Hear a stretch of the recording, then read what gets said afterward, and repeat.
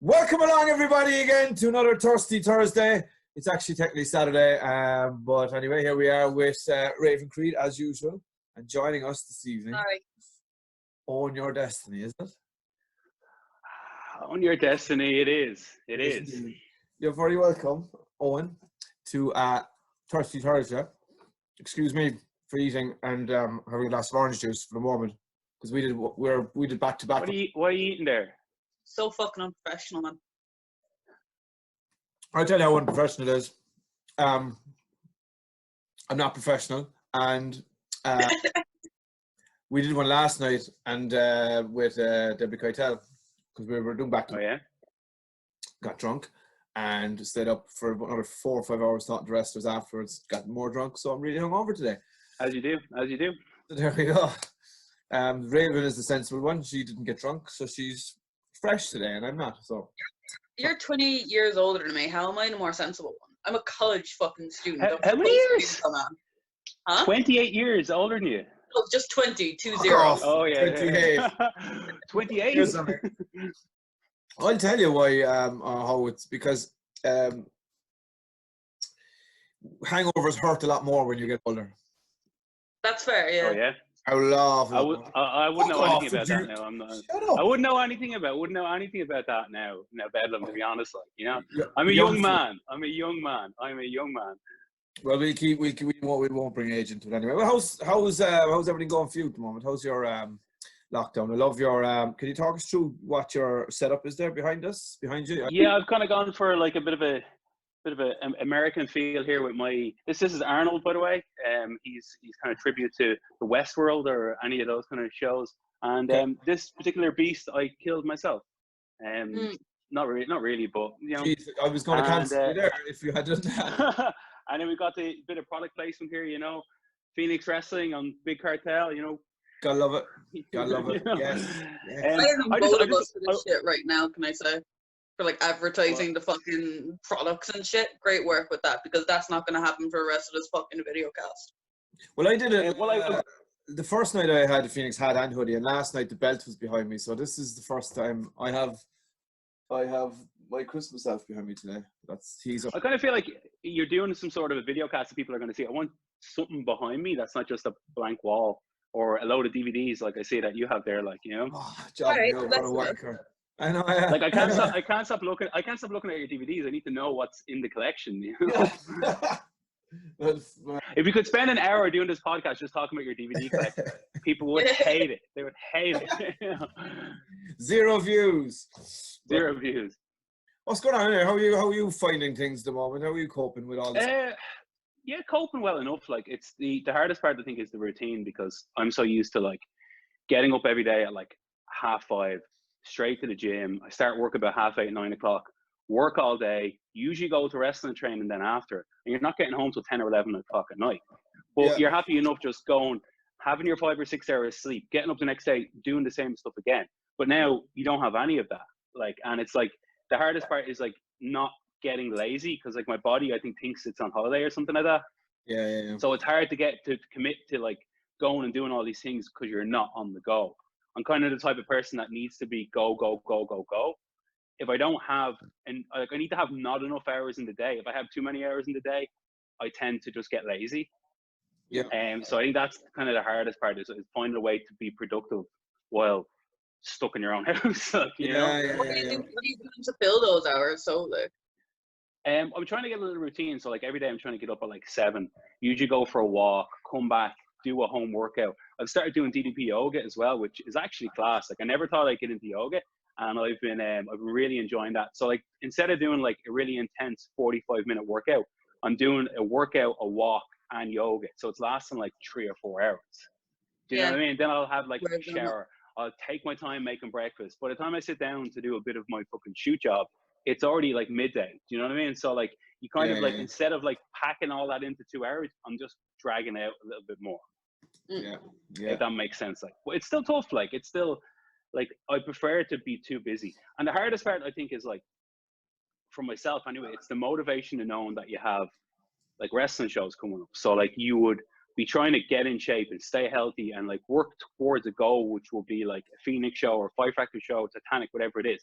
When you don't have that, it's very easy to lose that motivation to go and, you know, stay in shape, or because you're not working towards anything, you're just doing it for yourself. Do you know what I mean? Yeah. Which is good as well. But I feel like I need the goal of like, I know this show is coming up, I should be in shape for that. If that makes sense. Yeah, absolutely.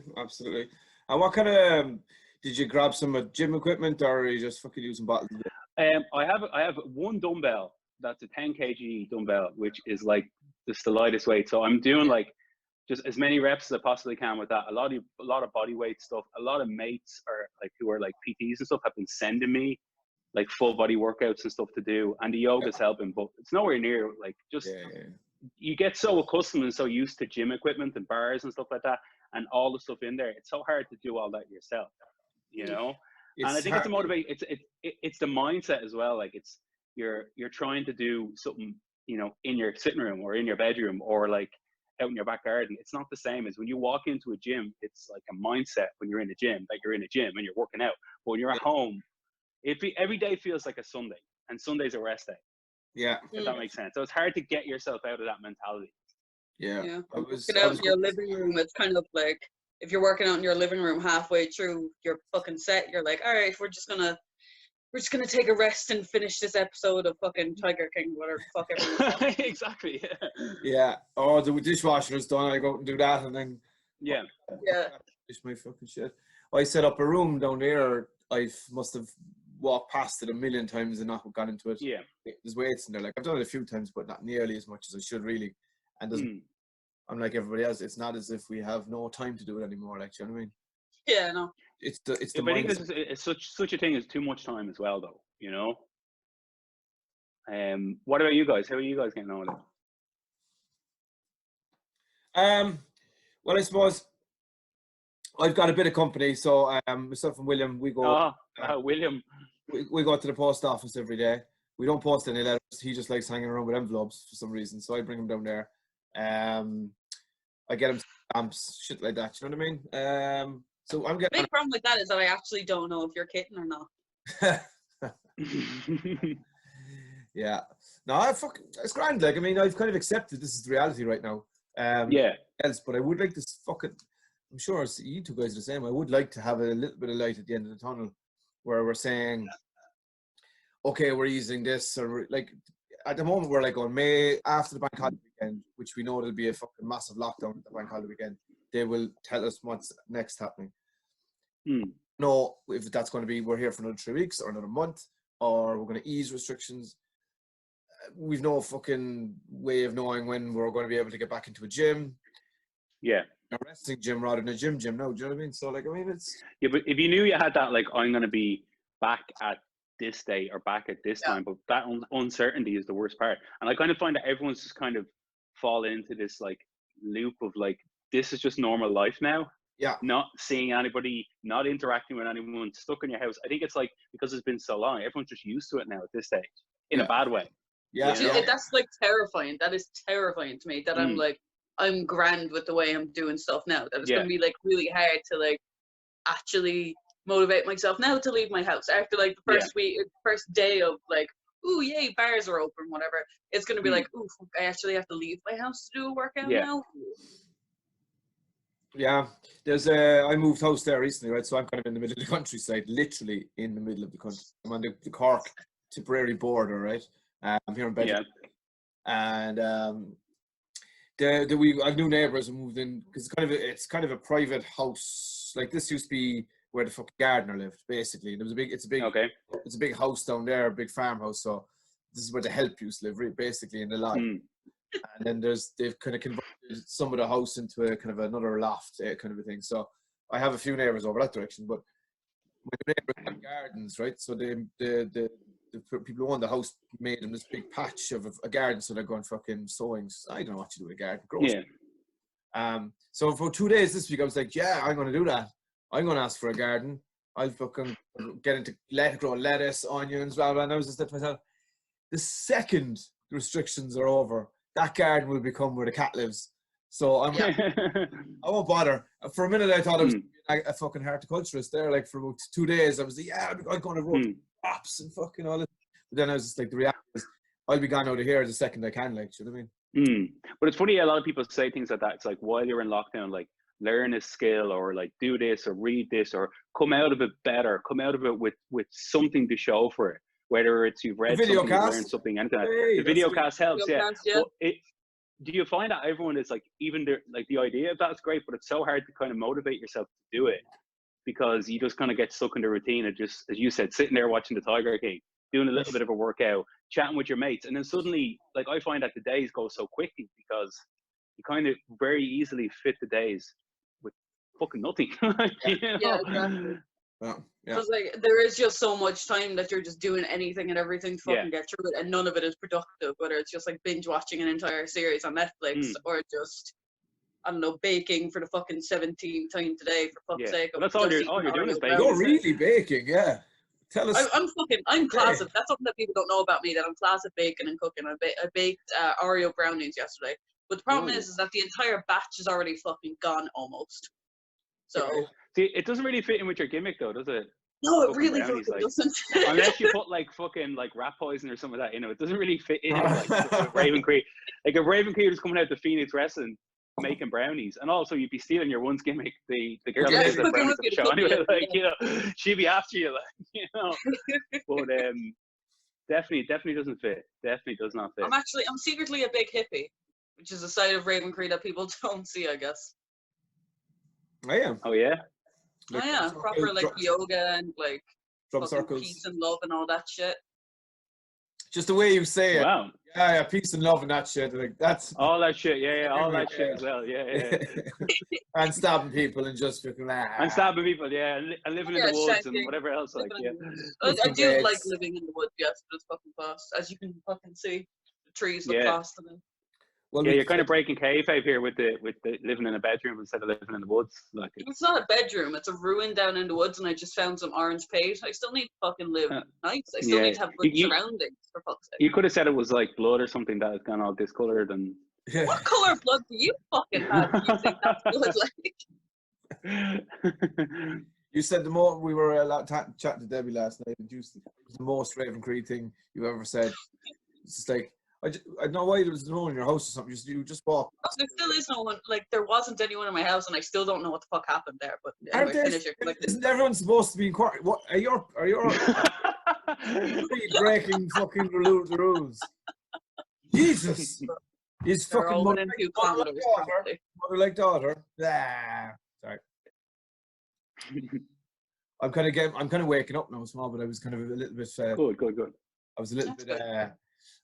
I'm having a glass of wine. I felt like I had to have a drink because it's. Do you know what? Thursdays, is that? Fuck it. You keep this show on the road, Raven. There, I'm gonna get a drink. Okay. Good. Jesus Christ, for fuck's sake, he's gonna get a drink. He's so hungover today that the only thing he's eaten is probably that one chip that you just fucking saw. Yeah, he sent me some voice messages that were like pretty hilarious. And I was like, this guy's either incredibly hungover or still drunk. I sent you no voice messages. I sent you no voice messages. I was about to play them. Sorry. You fucking. Well, I can edit it out. You know. True. All I needed today was conversation. Cheers, lads. Boom. Yeah, cheers. All I probably needed was conversation. I was just on the couch all day. Boom. Something that I kind of want to ask people is like, I was there just talking about like my weird baking and like, I don't know, being a fucking hippie or whatever the fuck I'm doing. Is there any weird habits that you're picking up over quarantine? Like, is there anything weird that you're doing every day? Besides just typical of working out, like, or going for a walk or whatever. Not really. Like I kind of find like I'm kind of turning into like a teenager again. Like whereas and like I'm just sitting like playing video games and watching movies and just like you're sitting there like in your tracksuit bottoms because like as much as you want to put on a pair of jeans, well I'm not going to do that to work from home. I'm just not going to do it. Like and you're sitting there in tracksuit bottoms and a sleeveless top, playing your PlayStation like you're 15 and you have no responsibilities, no nothing, like, you know. So it's gone from saying I don't have enough time to play PlayStation, haven't played PlayStation in a month, to going I'm kind of sick of playing PlayStation, like, you know.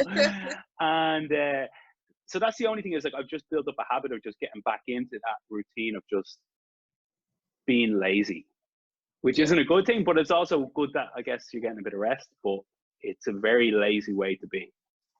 You know? Kind of a lot of wrestlers I have heard that they're very grateful. Like grateful is the wrong term, but like I'm just gonna say that for like the bit of time off, a bit of forced time off, because now everyone's body is kind of like healing a bit. And definitely. Yeah. Are you feeling that? Well, I had a bad shoulder injury for like the last couple of months, and it's still quite bad. And I've doing a lot of physio and stuff. But every time we kind of have a match or a training session, I come out of it, and my shoulder will be it's like really, really bad. I'd have to be booking in for another physio straight away. But now that I have the time to kind of heal that, that's helping a little bit. But if I didn't have an injury, I think I'd want to just keep going. I think that without the work, I think you naturally, your body just kind of gets used to not doing a lot. So I think it's better to have too much to do, unless you're because it's different with us, because we're doing independent wrestling. Like I do a show usually every week, but we're not wrestling 5-6 days a week like in the WWE or something like that. So it's not like you're putting your body through so much trauma. Like it'd be the type of thing, if I have a heavy run of shows at the weekend, I just won't go to the gym for 2 days and I'll be kind of recovered anyway. Do you know what I mean? Like, your body almost kind of like, as a wrestler, your body just kind of get used to not being 100% all the time. And that sounds fucking weird, but like your body just gets used to always being a little bit sore, and you fucking adapt to it. Like, yeah, exactly. Like you pick up a knock here or there, but it's grand because you kind of you're used to getting knocks. But I think that you have a lot more time to rest, because generally we're not wrestling between Monday and Thursday. So if you have an injury or you have a knock, you can just rest it up. Like, it's fine. It's not like you're thinking, this is my livelihood, this is my only earning, I need to get myself out wrestling every single day. Like, if that makes sense, at least you can kind of rest. So I'd actually prefer to have the schedule I had than be sitting in and resting. But I understand why a lot of full-time wrestlers would definitely appreciate the break. But not anymore. I'm sure they only wanted a month off. No, like I want to get back, definitely, but I am trying to look at the bright side of like, okay, maybe my back is like not as shit as it was when I was bumping every fucking day in training or whatever like that. But like at the same time, I would in a heartbeat take that tiny little bit of nagging pain back if I could go wrestling again. Yeah, I know what you mean. Yeah, and like the thing about it, like, and I think we talked about it before, where it's like when everything goes back to normal, when everyone's back, people are going to be so hungry for wrestling, whether it's the fans, the promoters, the wrestlers themselves, that we're all going to be geared to go, that the shows are going to be packed. Everyone's going to be so eager to put on great shows because we haven't done it in so long. You got to think that the break is going to make everyone so eager to just be creative and go out and just have great shows, and the crowd are going to want to see it as well. Because sometimes I think that, like, if you have people going to wrestling shows every other week, you kind of get sick of it. It's like you can't sit and watch WWE all day, because eventually you just get sick of wrestling, But if you took a time out, if you didn't watch a wrestling match for like a month, and then you sat and watched any random wrestling match, you'd be into it because you haven't seen wrestling in a month. All these people haven't seen live wrestling now in 2 or 3 months. When things get back to normal, and Phoenix or whoever run a show again, like, it's going to be great. People are going to appreciate it. I think the wrestlers and the fans are going to appreciate it. I think because so, they've missed it, I think so. I mean, it'll be starved, basically. There's like starved of anything to do, really. You know what I mean? And appreciate, like, we as wrestlers and promoters and all that kind of shit have loyal fans, and we have OTT, Fight Factory, Titanic, fucking whatever you want yourself, any of them. People are going to explode back to wrestling shows, So, as I know we spoke about it, I think I just over the phone, we're going to do a show. We were chatting about Debbie last night. We're going to do a show very quickly, like in 2 days' notice. Do you know what I mean? She it's great idea. Well, she's like, none of us will be in ring shape, so I was like, actually, we just do a lot of tag matches or something. My vote for that would be, as soon as like the restrictions drop and you can book a show in like 2 days, I'm just gonna go to the Phoenix gym and sleep there. I'm just gonna fucking stay there. Like, I'm just gonna stay there. And if anyone wants to come in with me, fucking feel free. But I'm staying there, and I'm just training the entire fucking time. We'll be trying to take down the ring, and you'll be on it going, no, just one more. No, I'm not done. Hanging onto the ropes. Get off the fucking thing. We have to load into the van. But that's going to be class. I'm like everybody else. absolutely dying to fucking get back. Yeah. Like we've had to rip up 2 shows, if not 3 now at this point. You know what I mean? It's bollocks.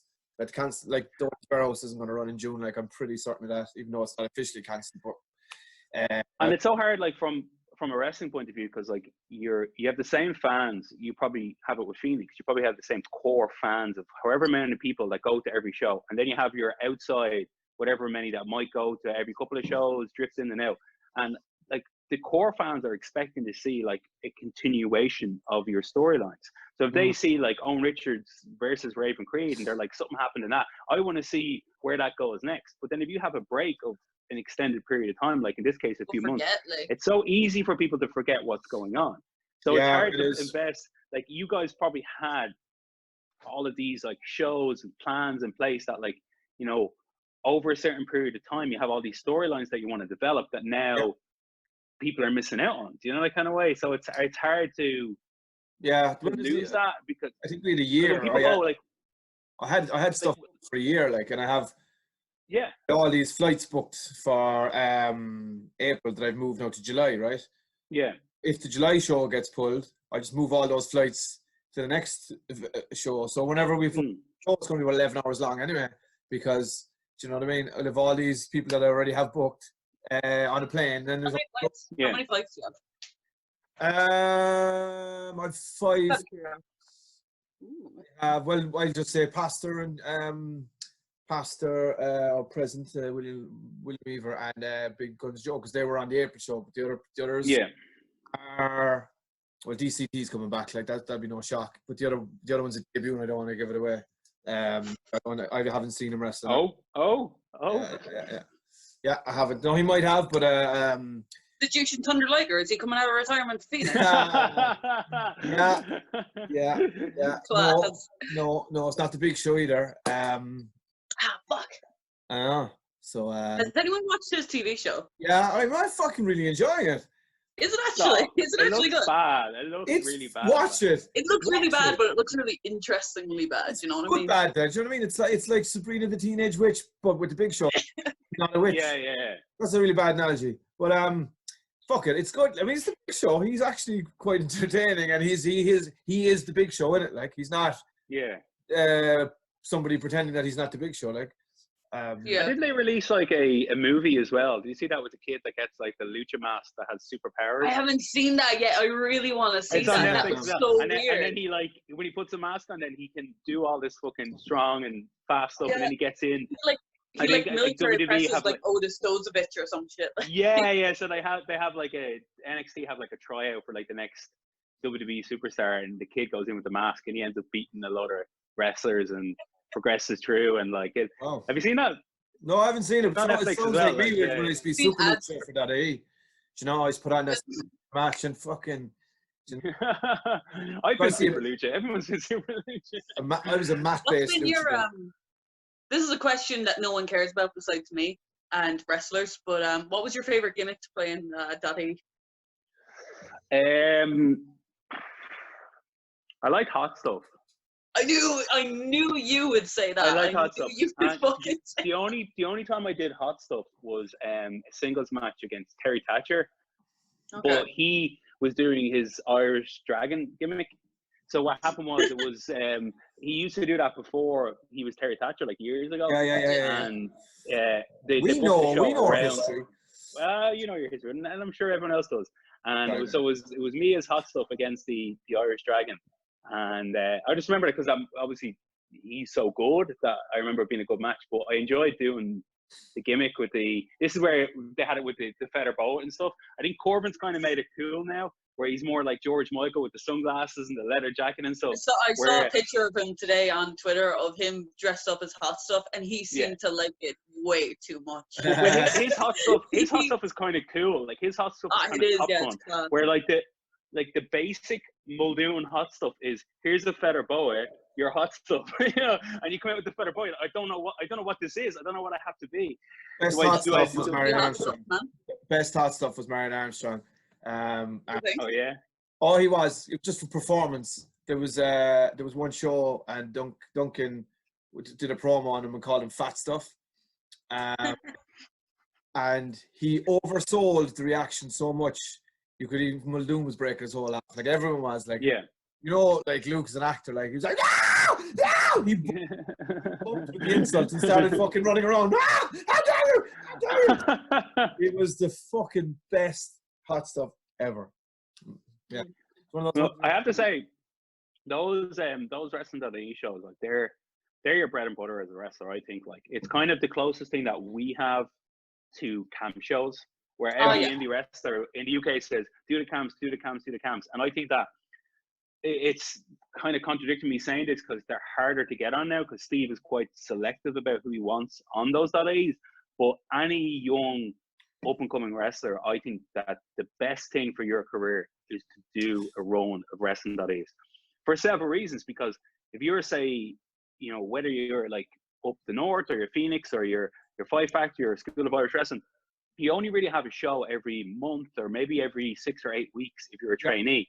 Yep. Doing those shows every week, there's no pressure. Like, because if you say have one Phoenix show every month and you build that up in your head, it's like, oh, I'm gonna go. I have this match with Raven Creed. I need to build it up, and it has to mean everything. It's recorded. It's in front of the whole crowd. You put a lot of pressure on yourself to have a certain type of match. With these .e matches, you're told on the day, you're hot stuff. You're a super lucha. You're wrestling whoever, and you go out and have a match that's not recorded, that's non-canon, that means nothing. Which means that you can relax a lot more. Because I kind of find that wrestlers, once you actually stop and relax and realize that the more you overthink it, the more you put pressure on yourself, the worse you'll perform.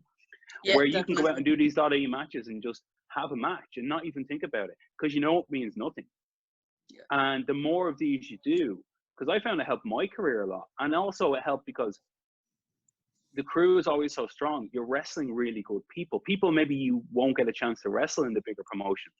Yeah, like you got to wrestle Terry Thatcher, like one of the best wrestlers in Ireland. Like, granted, you were hot stuff and he was lucha fucking Irish lad, but like you still wrestled Terry Thatcher. Exactly. Still like, do you not think I got a lot out of that? Whether it was the match itself, you know, like I learned so much from that one match. Like last year alone, I wrestled Tucker 5 times in .ie shows. Brilliant. Like I've never wrestled Tucker like outside of .ie. But how do you think it's helped my career wrestling Tucker? And on those shows, you get people like Tucker, you get like Alexander Dean, you get the Kings of the North, you get Michael May, you get all these people that are like legitimately the best wrestlers in the country doing these shows every week. And if you're a trainee wrestler that's had 2, 3, 4 matches and you get to go and have a match with Bonesaw or with Tucker or Michael or something like that, how much is that going to help your career, you know? Oh, yeah. You had a match with Scotty Davis before, didn't you? Yeah, I had a match with Scotty last year in Cork. He don't run much down in Cork anymore, kind of Waterford's. Yeah. Really, we don't really get much. We don't get much work with him anymore. But when he did, I had 2 stints really. The first when I was just coming through was Billy Bedlam, like, and I think Ricky Combat got the first call, and worked a few shows. Then there was a few of us on it, like myself and Marion Armstrong used to go up, and Ricky. But you walking into the dressing room back then, it was Paul Tracy, fucking Joe, Paul Scarf, Fabulous Nicky. Yeah. You know, there's me literally shitting myself like there's Joe and Paul, like, do you know what I mean? I was myself at that stage, like, so really like, oh, how's it going? But it was good crack though, in fairness. Come back to your question before we got to that other one. Big Chief Bedsy was my favourite.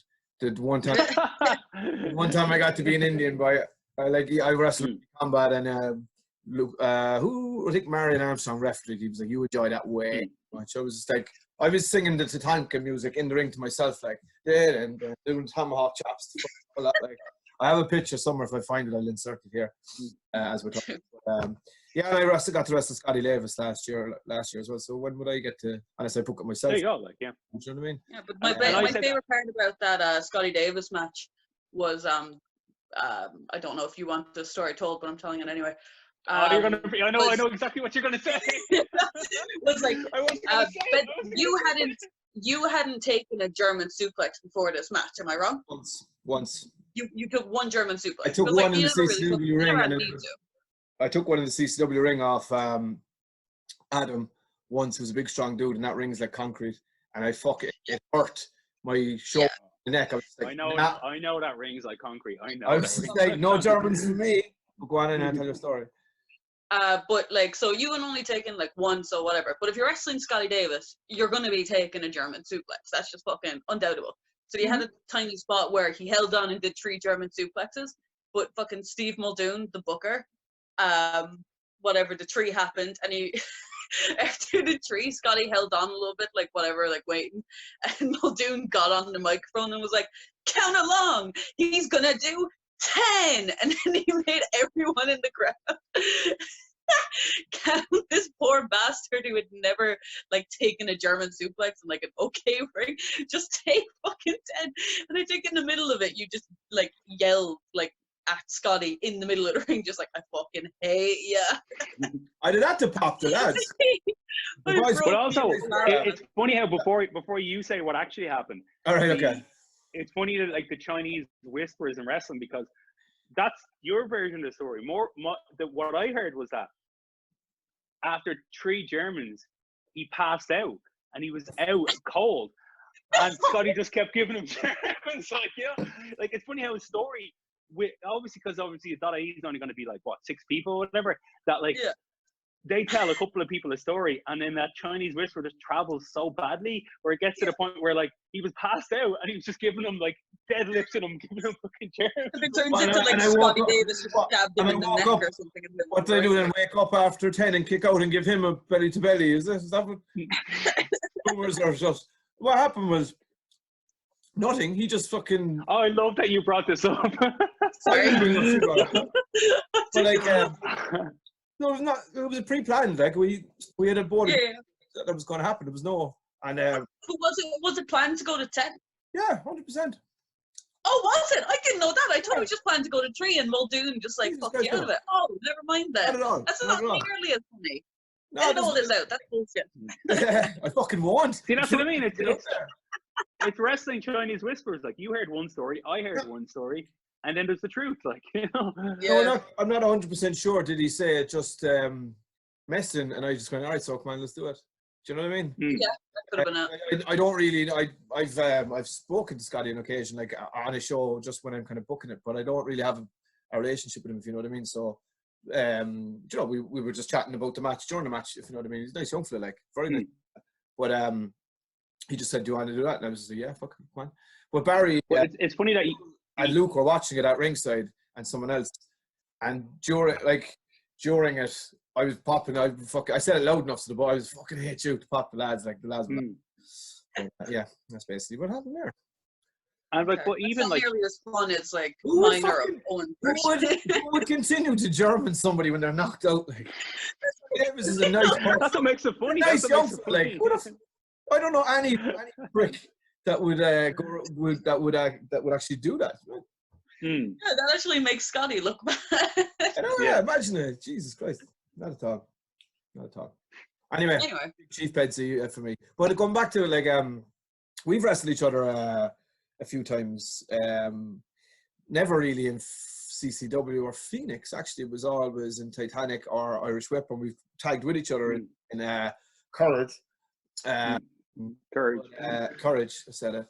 I think Raven, we've fucking worked loads as well with Irish Whip a couple years back, and fucking I learned so much really and truly from those shows, 20-minute shows, and then you have another show an hour later, or another match. Like fuck me, that was the biggest learning curve that I had, was inside that. You know what's funny about you? When you ever a face was on Irish Whip, like. Oh yeah, I remember that actually.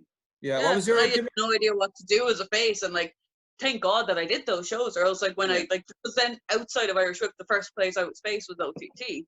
So imagine if I had never done those shows and I never learned to be a face. But like even like Muldoon always says that, like, you know, even before the likes of Scotty Davis, he's a good example. Before he really blew up in like OTT, and he's obviously one of the best indie wrestlers in the world now. He was doing all these .A's every single week. Yeah. And like that's where you learn. Like that's your bread and butter, is doing shows that mean nothing. Like we had a match, me and you, Raven, on an Irish Whip show, and I said it to you afterwards. I was like, that's funny because like I couldn't imagine a situation where Owen Richards and Raven Creed would have a match on a normal show, even though we wrestled the last 2 shows. But like you know, before that, it was like you get put in situations and matches with people that you wouldn't get on a canon show because it wouldn't really make sense. Yeah, like I got to wrestle Matt Skyler in a singles match before. Like that's never gonna happen. Like, yeah. Didn't he introduce? Wasn't he introduced as Aaron Creed, and you were Raven? He fucking was the prick. I was. Patrick This loves is doing funny, yeah. In Irish Whip, I was only allowed to be introduced as Raven. Now, Irish Whip about 10 years ago had the actual Raven working there. Yeah. So I'm Your only dad. Raven, and then Matt Skyler came in and got introduced as Aaron Creed, just because fuck me. He was just And I'm still salty about that. I've been introduced as Lee Callahan on Irish Whip by. That's really funny. I was introduced as trained by Lee Callahan. Yeah, I was as well. Yeah, as well. Marion Armstrong was Lee Callahan's favorite wrestler. Yeah. Yeah. He introduced. Remember, he told me to. He was like, "This one is an Iron Man match with a 60-minute time limit." Billy Bedlam versus TJ Mean. I think so. He told me to introduce myself as Bobby Owen, and he wanted Raven to be like, "Oh, so as in your initials are B.O. because you stink," and then have the crowd going B.O. B.O. Do you remember that? No. I do vividly. I remember that very vividly because it so fucking haunts me. But like, it was all just like kids who didn't know anything about wrestling were gagging for something to chant. Like, but all that stuff helps you because I think no matter what, whether it's bad wrestling match or a good wrestling match, every match I've had, I've learned something from it. 100%. Yeah. And whether it's like this works or this definitely doesn't fucking work. Exactly. And I think the most important thing, whether this is something for people that like maybe haven't had a lot of matches, haven't had a match at all, is make sure that you're actually consulting the right people. Like what I'll do is before my matches, I will speak to certain people. I have mine on a stack of books. Good part two. Sorry about that. We had a bit of technical problems there, so we had to cut Owen Richards off. So what were you saying? You were saying something about asking the right people about the matches, or you asked certain people? Yeah, I just think that like something that helps me a lot is like talking to, whether it's everyone has their own guys that they go to, whether it's always someone more experienced, but it's people that maybe be mentors to you that help you. I have my own people that I go to before and after every single match. Okay. And they will give you're looking for feedback. You're not looking for you don't want someone to put you over. You don't want someone to be like, oh, you did a great DDT. Like I don't give a shit about that. You want constructive feedback. You want to know what you've done wrong or what you could have done better. I've heard a great thing that it's like, I don't want to know what I did good in the match. I just want to know all the negatives. That's it. Exactly. And it's like what I did good. Exactly, because you know yourself when you're in there and you're in the moment. You know if it was good or not because you can hear the crowd. But you want them to tell you what you could have done slightly better. Yeah. So for anyone out there that like is actually watching this, probably the 5 people that are watching it, that are coming up and are haven't had matches or just starting to have matches, find those people. Find someone that is experienced. Find someone that you can latch onto and go to them for feedback, because they're not going to, like, a lot of people don't voluntarily go and tell you what you need to hear. Unless they're really nice, unless they want to help you. But if you ask them, they will tell you.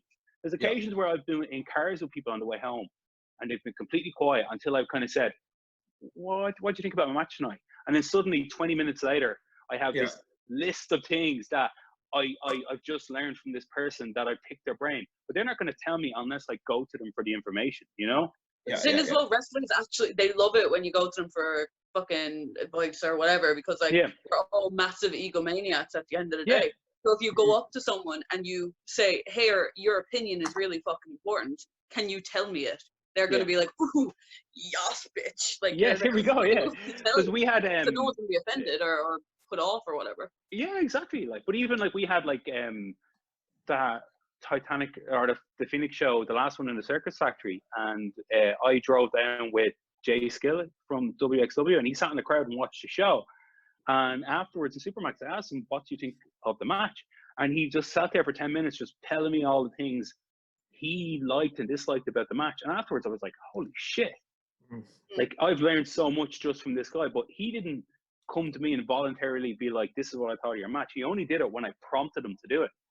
So what I would say to anyone is, like, if you're planning a match, if you've had a match or anything like that, find the most experienced person you can, or someone you get along with, or someone that you think has the knowledge, and pick their brain, because you never know, like, they might actually help you. Absolutely. Yeah, that's interesting. Just to go back to that match in the Circus Factory and the match afterwards. So you've wrestled each other now in the last 2 shows, and in my opinion, I think the last match was the best best wrestling I've seen out of you. Like I thought it was a fucking fabulous match. You both like working each other, but I'm really surprised with that, because like when you first told me like, oh yeah, you're working Richie at the next show or whatever, I was kind of like, okay, that's a bit weird. I like Richie. I don't think that we'd have the best match in the world, but I like him as a person. I've wrestled him before. It'd be grand. And then we had our first match, and I was like, oh, fuck, we actually have chemistry or whatever like that. Like I never thought in a million years like you could put us two together and have a fucking good, like a class match. And like I don't necessarily think all my matches are class or anything like that. But like it was just some weird mix that I've never fucking weird concoction. You promoted against each other. You promoted against each other while you were drunk. I don't know. Was it in the house? I can't remember. I was fucking. Yeah. We came back. It was after the last stadium show. Yeah. We came back here and we were having Chinese takeaway, and I cut a promo on Raven Creed, which is quite harsh actually. I wouldn't repeat anything I said in that promo right now. And I could see your eyes like irrelevant loser or some shit. Yeah. I went deep with all the posts with Raven Creed. But I could see Billy Bedlam's eyes light up like, here we go. I was there in my eyes there. This worked. It worked. It really did. And it was a fucking class match. But I found out like even after the first match, I was like, that went really well. And and I always try and come into match with like certain ideas, but you know yourself, like it's like certain people might not have the same kind of approach or idea, and it's hard to get two people. Here's my ideas, here's your ideas, and trying to make that mesh into something that actually works as a match. And it did. But I think on the second match, I remember after the second match, just standing there, and I was actually like literally buzzing. I was like, that worked so well. And like it's genuine. Like it's like I don't think there's a lot of people out there that I don't have bad matches with, but there's certain people you just have good chemistry with. Like I think you know you're gonna have good matches with them. Like I have a couple of people in my head, like, and you'd be one of them that it's like I know you just click. You just click together. You can feel it when you're in there, if that makes sense. Yeah. I feel like we're completely breaking kayfabe here, but like whatever.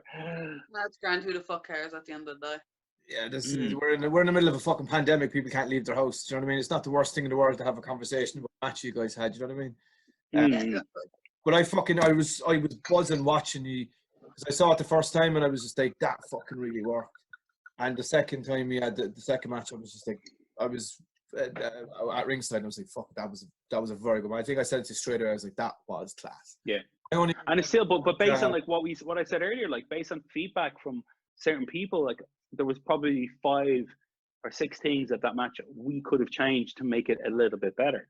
And I think that's really important as a wrestler to know that like you can go out there and have what you think is a 5-star Dave Meltzer match, but you know there's probably a lot you can change in that to make it better. Yeah, there's very few matches that I've ever had that I've never looked back at it or thought about it afterwards, and like I didn't think there's something small I would change. Oh, like if you're ever 100% satisfied, If you're ever 100% satisfied, then you shouldn't be doing it anymore because you should be always hungry to improve. Yeah. Do you guys get really nervous when you're about to watch yourself back wrestling? I hate watching myself. I get so nervous. You know, until I'm just like I don't know why. Do you know what? I don't like watching it sometimes, especially if it's been really, really good. Like we had that match at Trinity Ball 2. It was myself, Andy Steele, and Amy Alonzi against More Than Hype. And there was a segment before it with like Joffrey out of Game of Thrones and stuff, and it was a whole build-up, and it was the main event of the show, and it was probably my 2nd or 3rd main event, so the match meant a lot to me. So I could remember in my head exactly where it was for every beat of that match. So like, you know, when you see, you know, whether it's especially stuff that you're not involved in, like I see Darren hitting this carny bomb or some of that, I'm looking at that from my angle, whether it's like under the ring to the side, I'm lying down on the ring, and I remember it from my mindset, from my view. But when you watch it back, I think that skews your memory of it. So if I have a really, really good match or a match that I you know, like a lot, I don't like to watch it because I feel like it ruins the memory of it. If that That's makes a nice sense. way of looking at it. Yeah. That's a good way of looking at it. Because like I see, you see it through your own eyes, and you see it through the moment. You live that moment. You remember that when like, because like hearing a crowd in a ring and feeling a crowd is completely different to watching and hearing it on YouTube. Do you know what I mean? So you remember what you felt during that moment, but when you watch it back, you're watching it a completely different way. Like it's good to watch back for yourself to kind of critique what you did right or wrong and see it presented the way it's supposed to be presented. But I like what my memory of it is, if that makes sense. Yeah. I got you. I watched the first Phoenix show back there recently. It was the first time I'd watched it in a long time.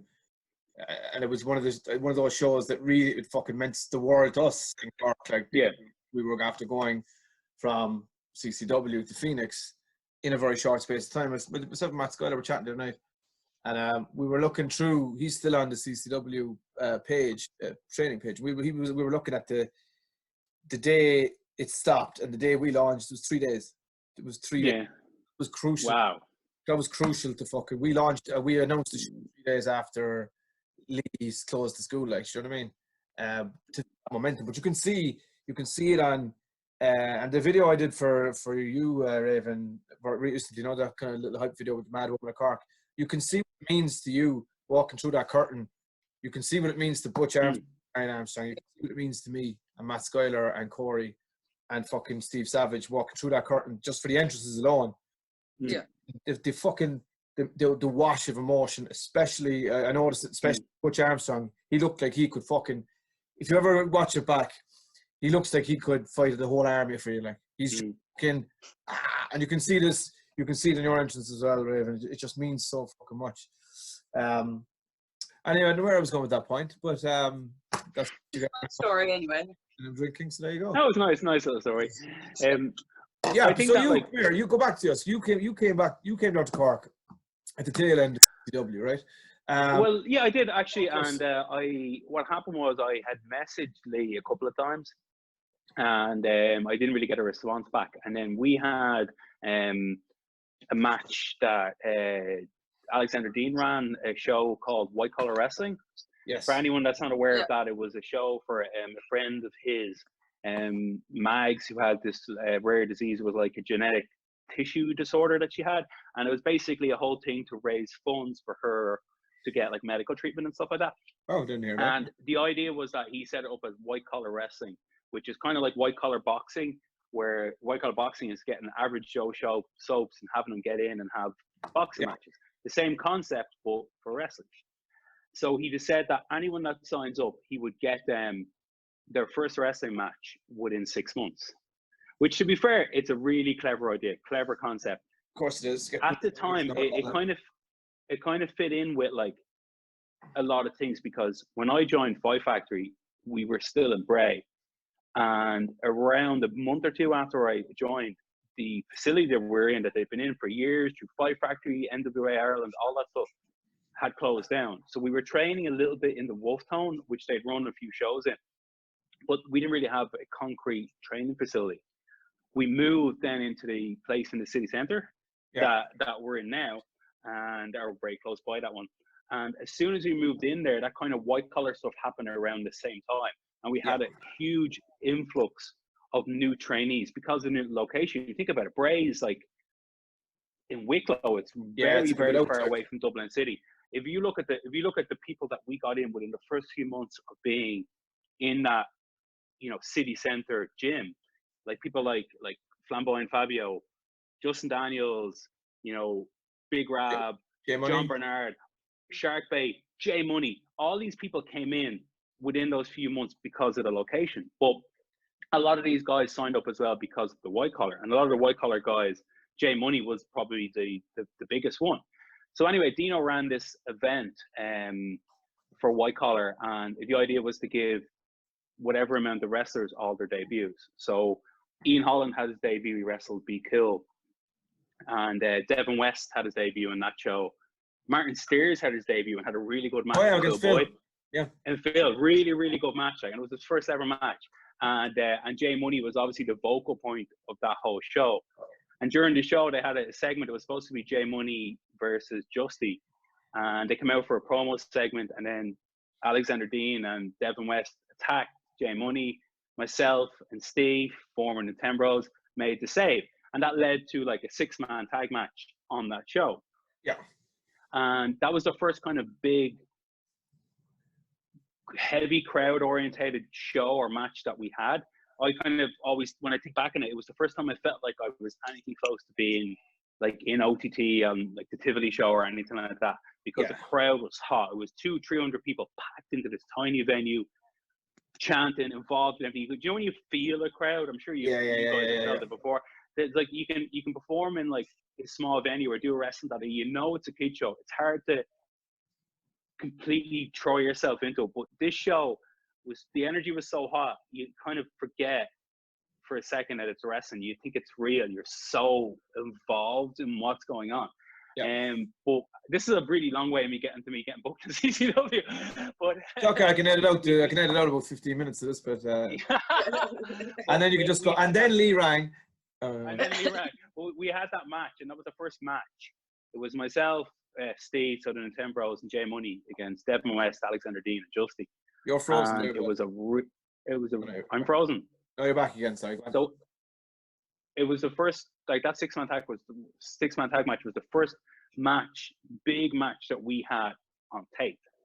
So as soon as I got it, I was like, I need to start sending to people. So I sent it to PW and I sent it to CCW. So Lee didn't get back to me until I sent that match. But I heard afterwards that when we first did our first Nintendo Bros promo, and the one of us in the arcade, that Marion Armstrong had messaged Lee going, here, you need to book these lads. So I knew we were on his radar. I just needed to catch him with something. Yeah. So he watched the match, he liked it, and then he booked us on on the family show. So you remember CCW, and when they were running the show in the hotel, they do the afternoon show, the matinees, and the day show. So we did the matinees for a while. And I think the first one we wrestled Rough Stuff. And I remember because William Ever was he was watching because he was injured at the time. He was CCW champion. He was dropping the belt later on the show. But I remember him standing there watching the match. And I actually botched my entrance. I used to do from the apron, you do the flip into the inside. When my leg got caught and I had it like a Nintendo controller and fucking flying, it went everywhere. That's brilliant. And that was and he thought that was hilarious. And Pastor actually thought I did it on purpose, which I admitted I didn't. And we had that match, and Lee was quite happy. And after that, we went on a run of we did a couple more kid shows, and then we did the Limerick show. We wrestled the Armstrongs. Oh, yeah. That was the show you got injured on. Yeah, I broke my hip. Oh yeah, you did. You broke your hip on, and I think that was the last one we did before CCW closed. But I have to say, like, even before, you did the Rumble. A while after, you did the Rumble in Revolution, because I was there too. That was the we did the Rumble at Revolution, and then on that same show, I think myself and John Bernard wrestled Flight Mode, and then I think the show before that I wrestled. It was myself, Kurt Simmons. Is that his name? Kurt Simmons. Yeah. Yeah. It was myself, Kurt Simmons, Dean Power, and Steve Savage in a fatal four-way. And was the opener of one of the shows. What a random match. Like, with CCW, I kind of found that we came in quite late, but and obviously a lot of shit, and there's a lot of like negativity, and especially towards Lee and stuff like that. But what I found is that, like, regardless of what Lee was, he always kind of treated me with respect. Now, whether that's because I'm a certain type of person, I'm coming in from the outside, I'm obviously an adult.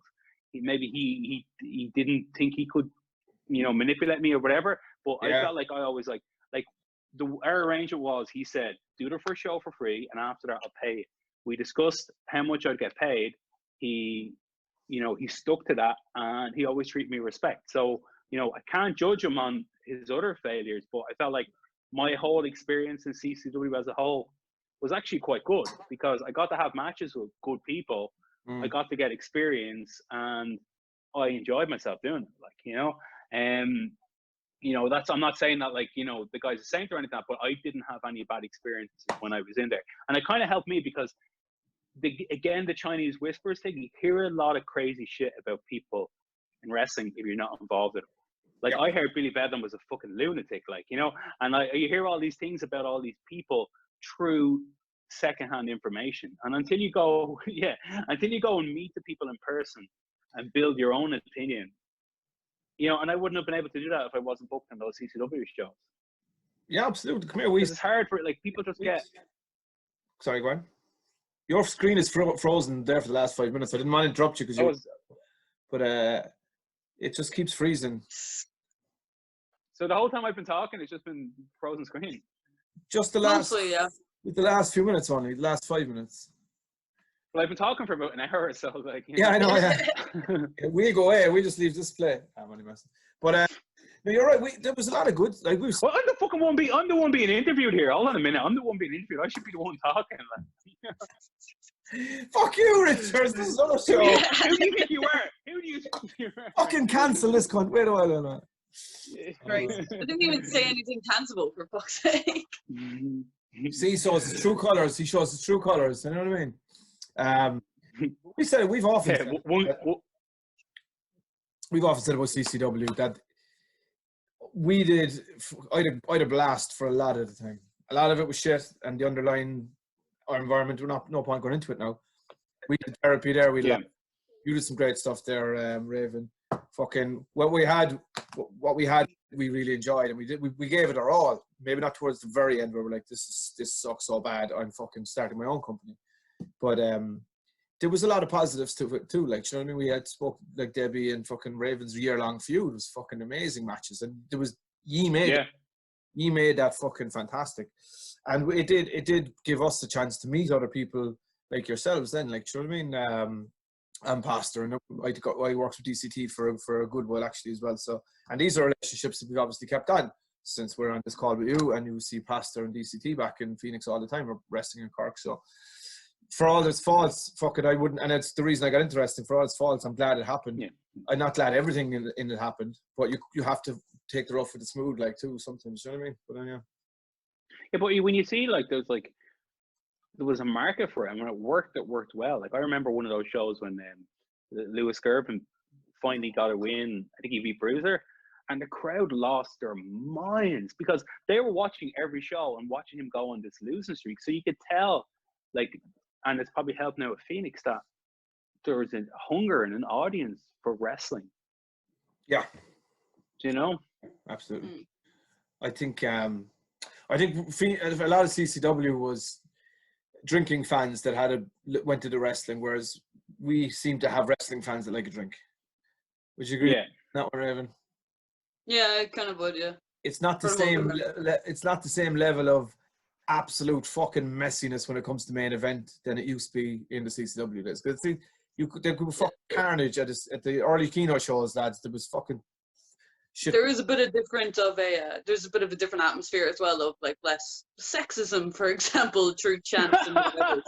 Oh yeah. There was a lot of that. There was a lot of that shit that shouldn't. Yeah, like on a good few occasions when I like were chopping people, it was like "get your tits out" chants. Like, so it's kind of like that. Yeah, it's not really a thing now. Yeah, yeah, and like you don't seem to see that. That doesn't seem to be the Phoenix thing now. So maybe that kind of audience has gone now, where it's more genuine. I think culture change in general. People are more.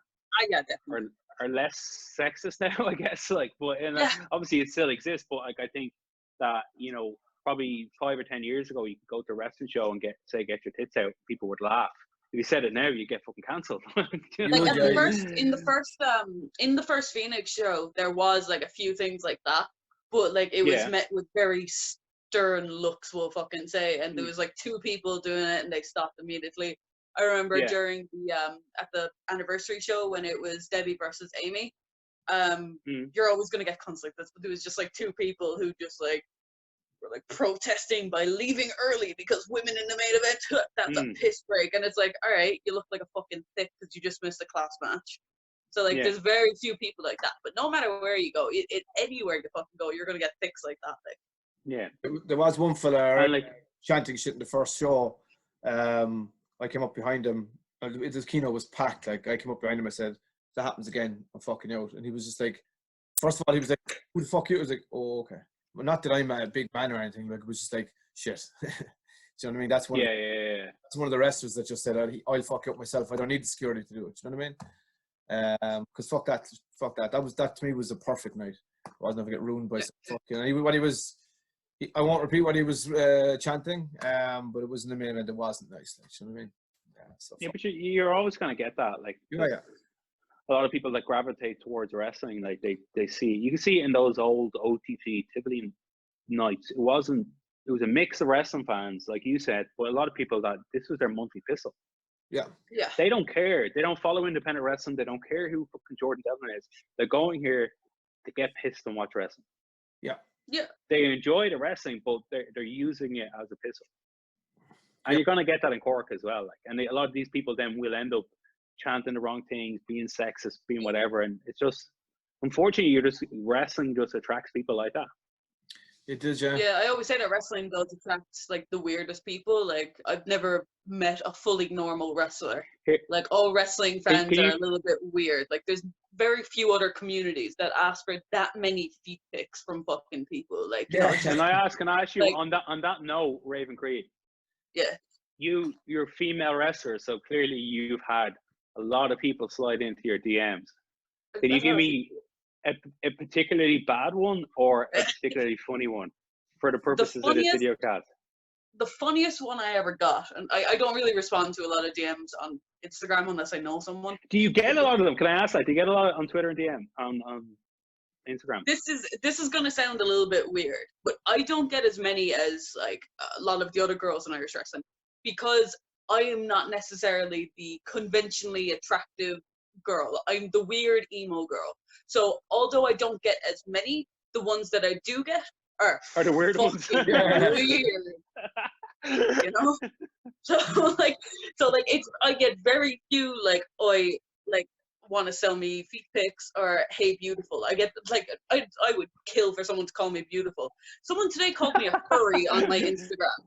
Literally, I got called a fucking furry today. So like that's the base level that we're furry. What's a furry? Furry. It's people who dress up in animal costumes and like just yiff is the correct term, but it's called furry sex. Where you just, they have sex and dressed up as badgers and shit. Yeah, exactly. So, yeah, I got called a furry today for no fucking reason. But the weirdest one I ever got, and I think I still have it screenshotted somewhere, was TBH, I'd let you squeeze my balls just to see how much pain I could take. Well, wow. Edit that out. Did I hear that right?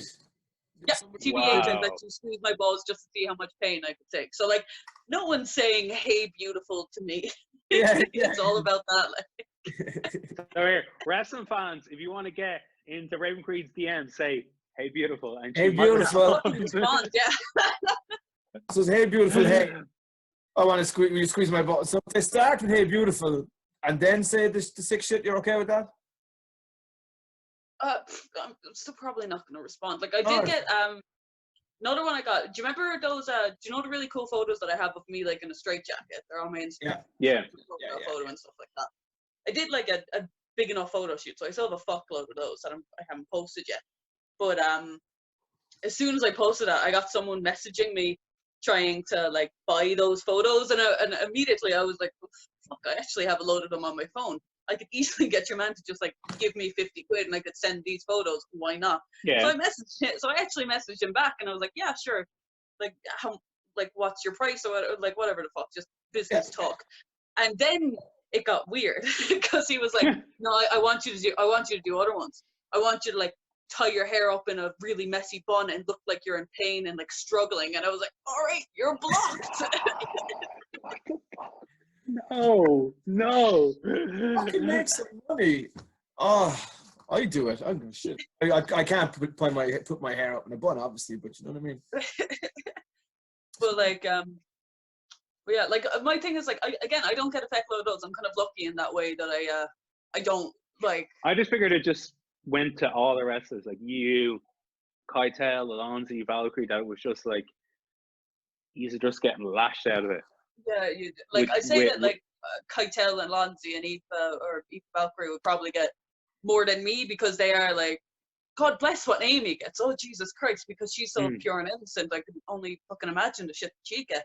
But like, what do you think if you got someone that was a bit weird, like you're saying that you're getting the kind of weirdos, but maybe they're thinking, you know, oh, she's a bit weird. Maybe she's weird like me. So maybe it's like, exactly.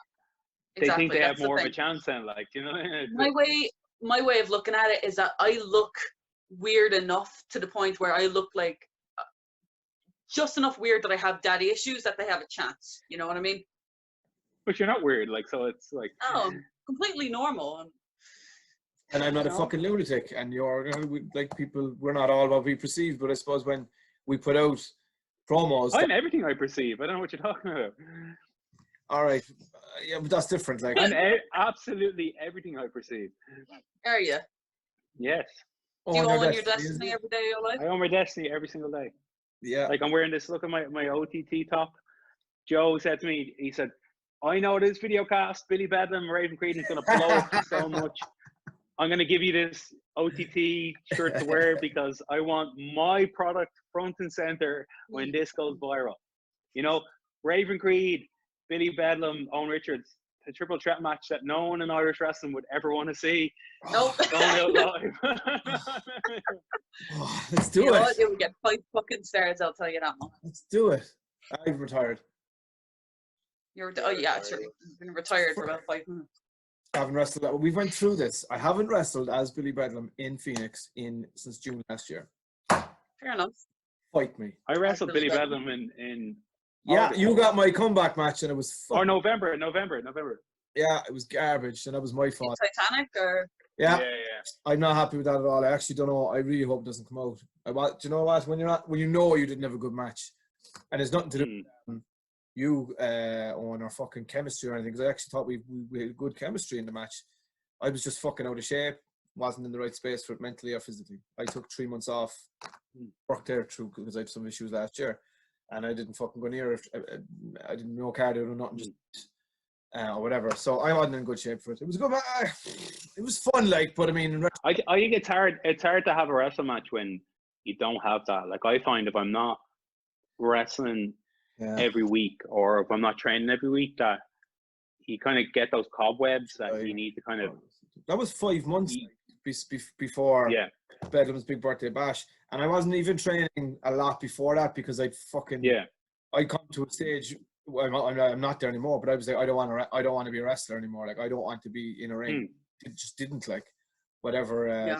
Just through some shit. I was just like, and I was saying that for months in advance to people closest. I was like, this is it. This will be my last match. Like, fucking inclination. Now I know the Skull Collector did a bit of messing around. Like that was due to fucking just gym shows anyway. Do you know what I mean? I didn't really do that. Yeah, we fucking. I wish if I could do that match over, I'd do it very different. Do you know what I mean? Like I would. Yeah, was the first hardcore match I've ever had. Which was you were in a hardcore match? That was a fucking hardcore match. Yeah, and all of my weapons were like office team weapons, so reams of paper and like the.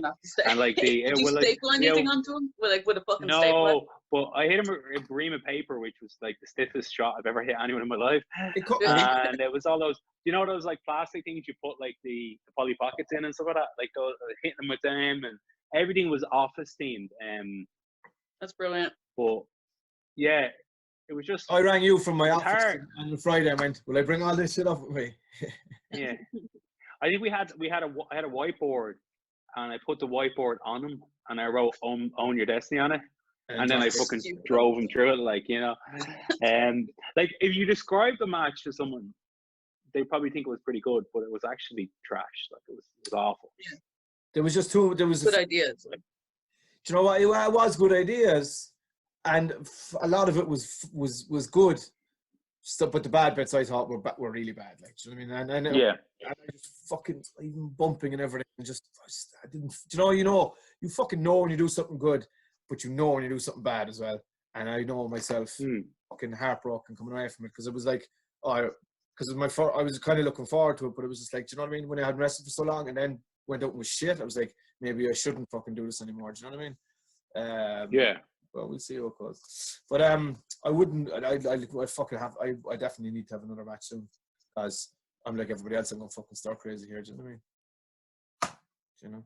You know, sitting inside these 4 walls. Yeah, I went from like the middle of January until the match that we had, and I was wrestling every weekend, and most weekends twice, to just nothing.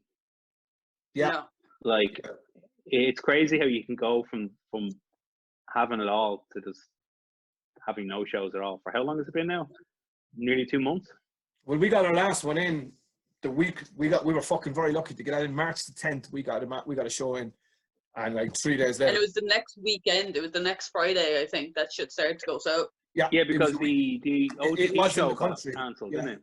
It was in the country. People had contracted. Everyone wasn't shaking hands that day, doing the feet thing. Rusty was fucking freaked out. He was like, no handshakes, blah, blah, blah. Yeah, sure. I wore a fucking mask out to the ring. To the ring, yeah. Oh, did you? You did, yeah. Yeah, that was good. And that wasn't because of the corona. That's because you said people from Cork suck. Yeah. It's because they smell. It's because they smell. Oh, yeah, whatever. Yeah. I'm sorry we that show recorded. We're going to go back to a bit of video photography. Can I speak properly? Take your time.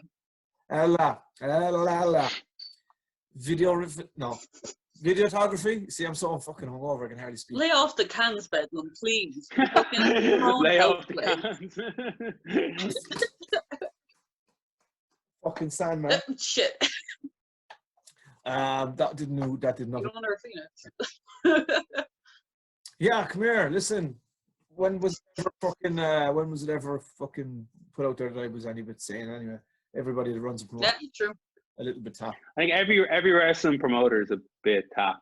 Like, let's be honest. Every wrestler is a bit tapped. Anyone involved in wrestling is fucking insane. Can you name? This is always a fun question. I love it. Yeah. Who is the most sane wrestler that you know?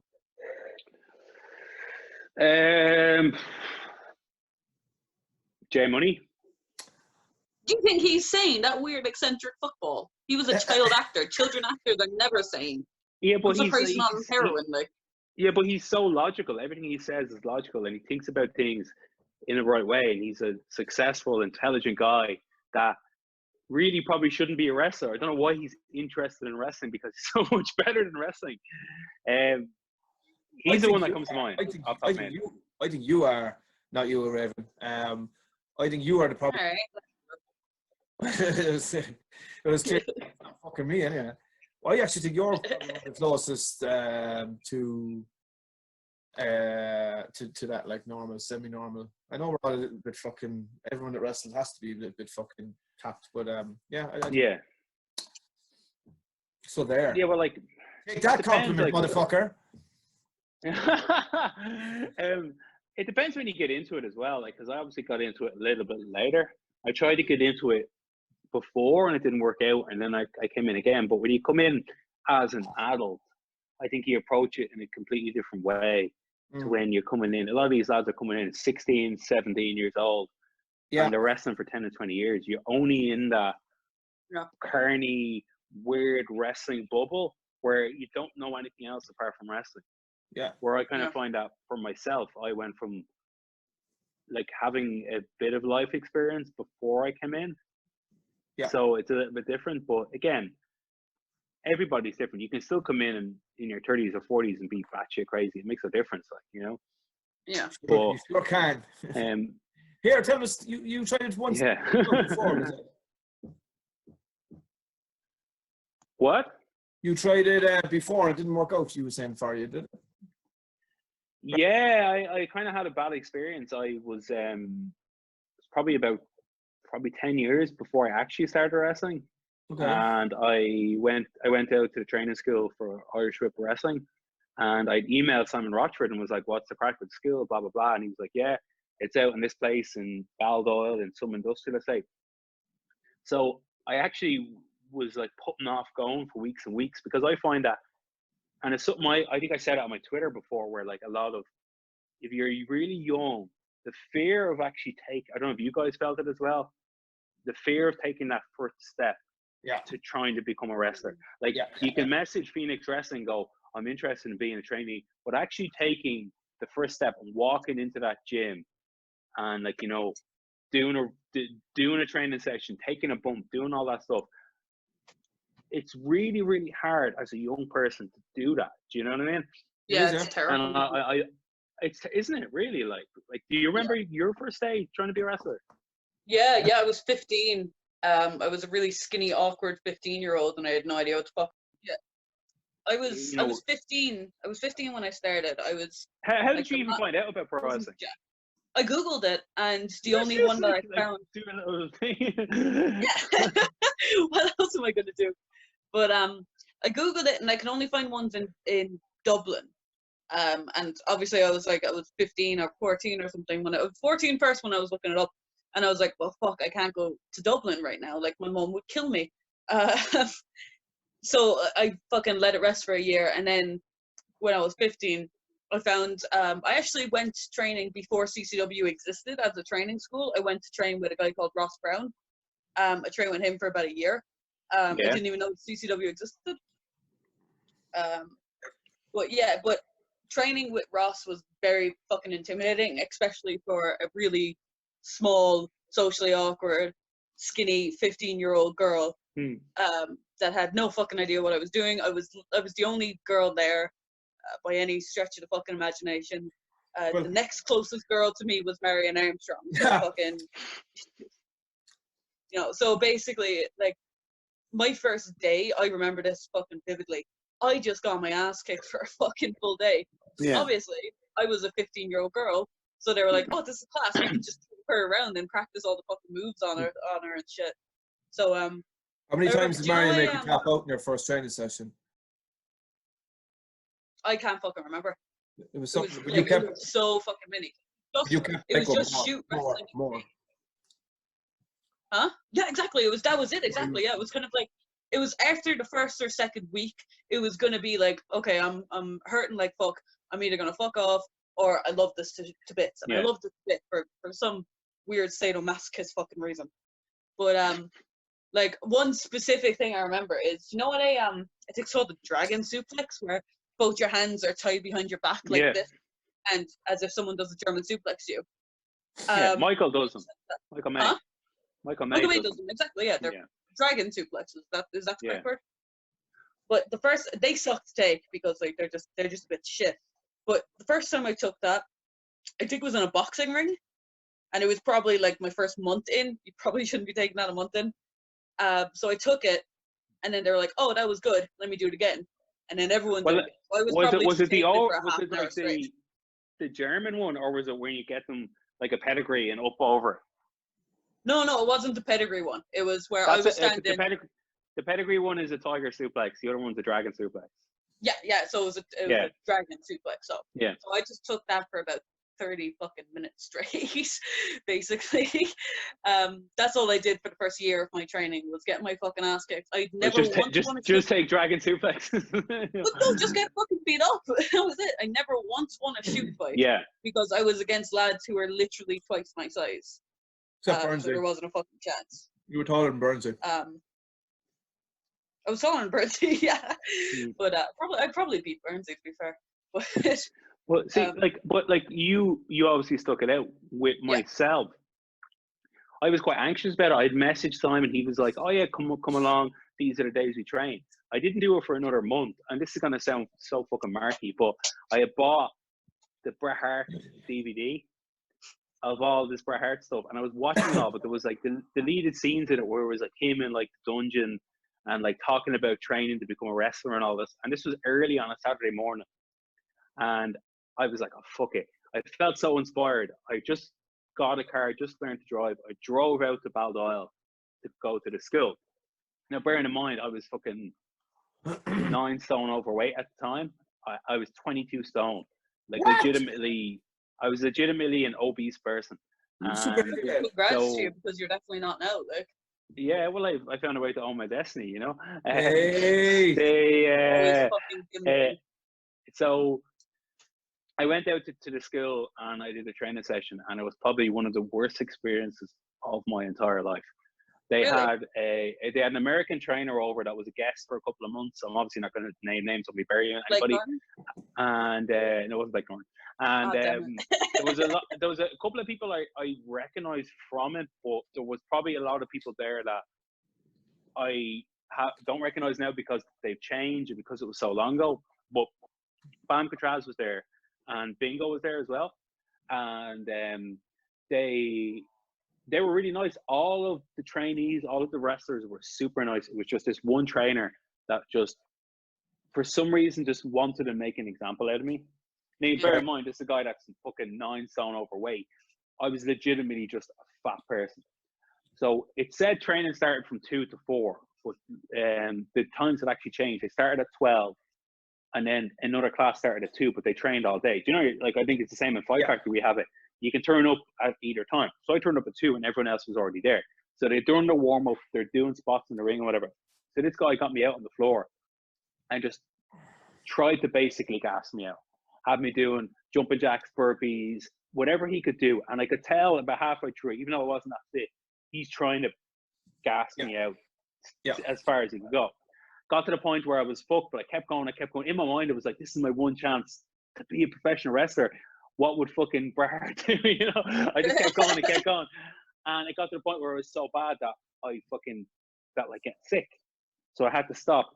Ran in right beside the ring, right beside me was a small little facility. There was a little fucking place you can go in. There's a toilet. And I went into the toilet and started getting sick.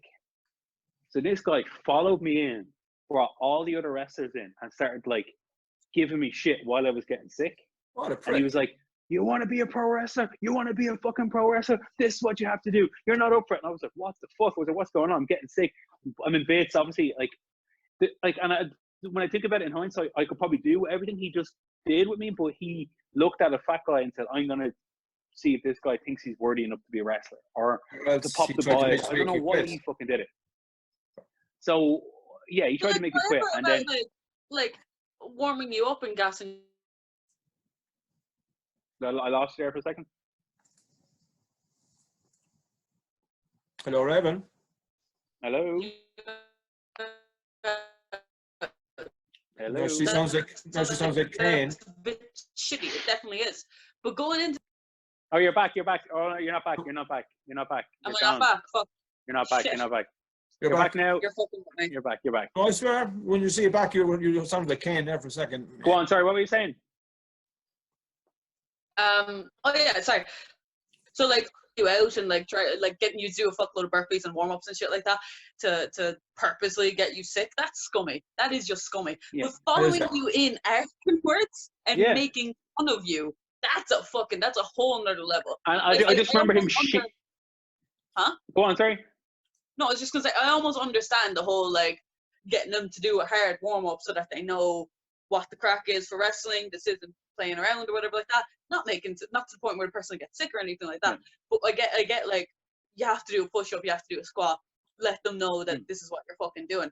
But making fun of someone for trying so hard to the point where they and it was like he was like, I could feel like he was like he didn't like the fact that I was there.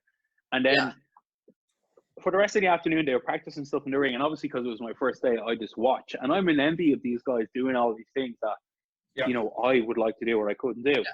And then he got me in the ring, and for about half an hour, he just got me to take bumps. So they showed me how to bump, and then they got someone to get in their hands and knees behind me, and they were just pushing me, making me take bumps, bump, bump, bump, bump, bump. And it got to the point where I was like, I'm sore. I don't want to do this anymore.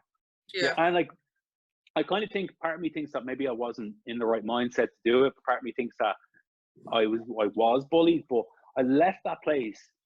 Like my neck was in bits, my head was in bits, my confidence was bashed because this guy's telling me I can't be a pro wrestler. And I left. Like coming away from your first training session with like being tired, being gassed, being fucking a bit sore. That's normal. Coming away from your training session with your confidence completely fucking battered, that's not fucking normal. That's bullying, in my fucking opinion. And it was bullying. And like when I mentioned this guy to a couple of senior wrestlers that have trained with him or know, we're like, yeah, he was like that. He was a bad person. I just got the I think I know exactly trainer. who you're talking about. I got the wrong trainer at the wrong time. And this is like a few years ago. Like Sheamus was champion in Irish Whip at the time. It was a long time ago. I was really young. And it took a long time for me to go back. And I felt like that experience knocked like 10 years off my career. Like, you know what I mean? Like I would have went in a lot younger if it wasn't for that one bad experience. Because I used to tell people, oh, I tried to do wrestling, but I used to say I couldn't take the bumps, even though I didn't know what that meant. I used to say I couldn't take the bumps. I couldn't take the bumps. And in my mind, I was made to think that I didn't have enough will or enough character, or I wasn't fit or strong enough to be a professional wrestler. Because what brought you back then, second time? If you got do you want another long story? Do you want another long story? Well, go on. So obviously, like the whole reason we're talking is we're fans of professional wrestling. Always been a fan of wrestling, and I kind of grew up. My dad and my mom would always be watching like all the old Hogan, Macho Man stuff. I grew up watching the Attitude Era.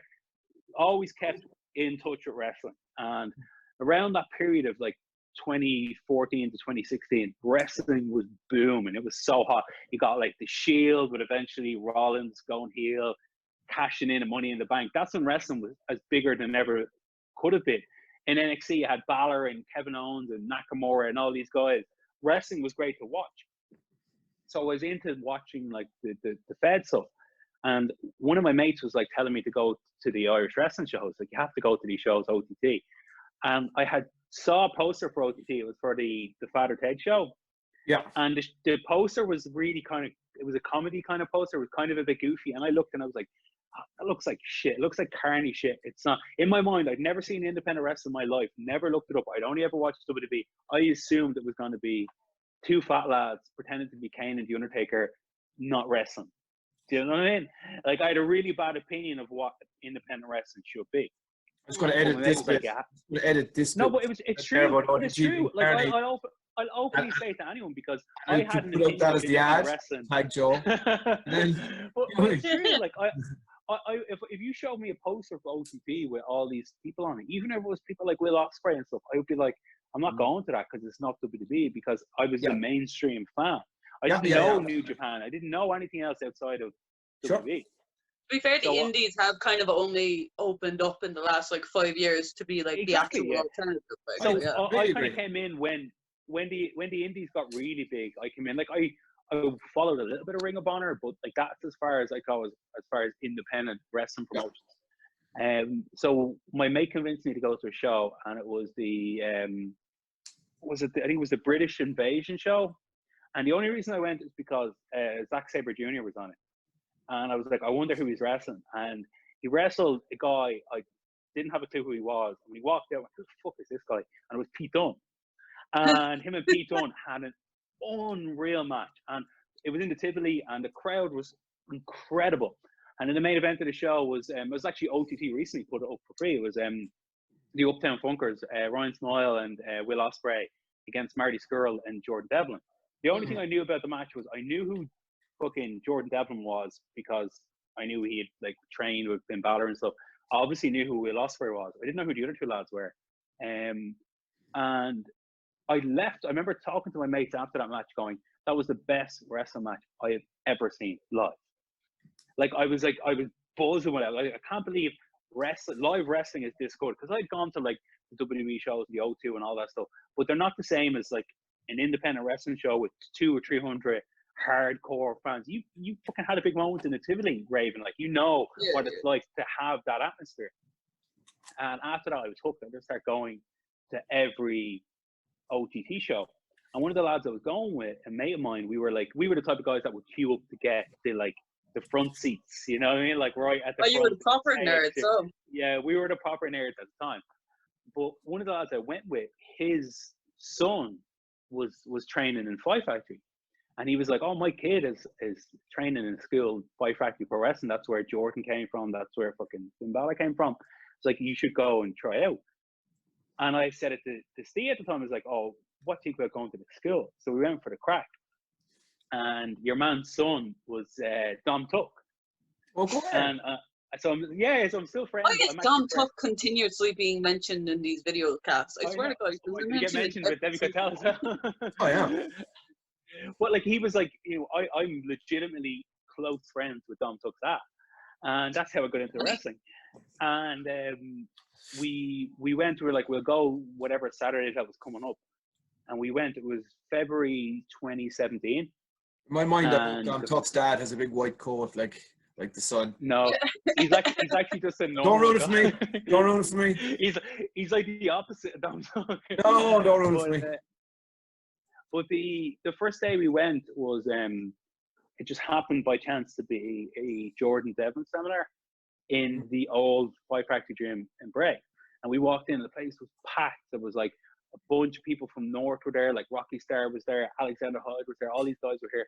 And then the whole Five Factory gym. We walked in maybe 5 or 10 moves into a deck of cards. I had no idea what a deck of cards was at the time.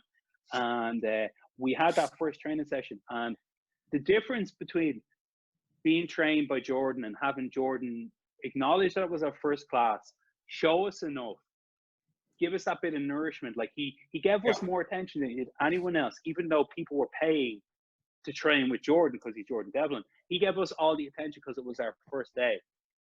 And I left there, and for the rest of the day, the rest of the week after that, I was buzzing. Like I could not stop thinking about how much fun I had in there doing that training session with Jordan. And like the comparison between that and the other time, it just shows how you get with the wrong people, you can build up a wrong, opinion of what something is, because Jordan is such a good coach and he looked after it so well that a week later, I was like, I want to go back. Yeah. And I went back a week later and it was a Justy seminar. And obviously Jordan and Justy are completely different animals. Justy did this seminar that was it just kind of blew my mind. We did a lot of lucha stuff. We did promos. We did all this Justy stuff. And I was hooked after that. But the only reason I think I stuck it out is because the people were so good. Whether it's like Justy and Jordan as the coaches, but the people were so supportive. I remember after we took a break during the Jordan seminar, we were walking out to the garage just to get fucking food or whatever. And Debbie Cotel came up to me, she's like, how are we getting on? It's your first day. It'll get better. It'll get easier, blah, blah, blah. And she was like egging me on to kind of stick it out. Yeah. Where like the other guy was like egging me to fucking leave. Get out. Do you know what I mean? Yeah, try and get you but the opposite. Where these guys were like, you'll be grand, come in. It gets better. Like all these guys are telling you, it's hard at first. It's going to take you 2, 3, 4 months before you're actually starting to get it, but you will get it. And you kind of have that to cling on to instead of being told, you want to be a wrestler? You'll never get this, fuck you, yeah. Yeah, exactly. Almost people being insulted that you're trying to be a wrestler. Exactly.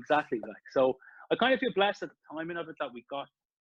I think if we went into the Five Factory anytime, we would have been treated well. But the fact that I walked in and got Jordan and then got Justy a week later, because then training just went back to normal after that. And normally you're talking about, LJ Cleary, Katie Harvey, Phil Boyd, still great trainers. But getting these two seminars, because seminars always feel special, it kind of makes it made the whole introduction to wrestling mean a lot more. Yeah, I got you. Because of that, because I'm watching all those OTT shows and I'm watching Jordan and Justy on those shows.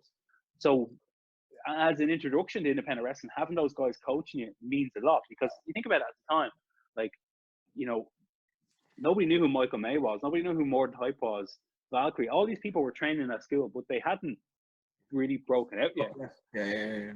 Like if you're a fan of independent wrestling now, you're going to OTT, and you walk into the Fight Factory, your head will explode because you'll see Liam Royal, Michael May, Rock Shandy, Morden Hype, Amy Alonzi. They're all there. They're all people that are stars now that But when we started, nobody was on OTT.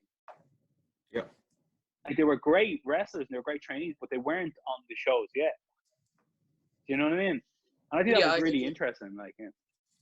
Cool. So what the way we What a long story.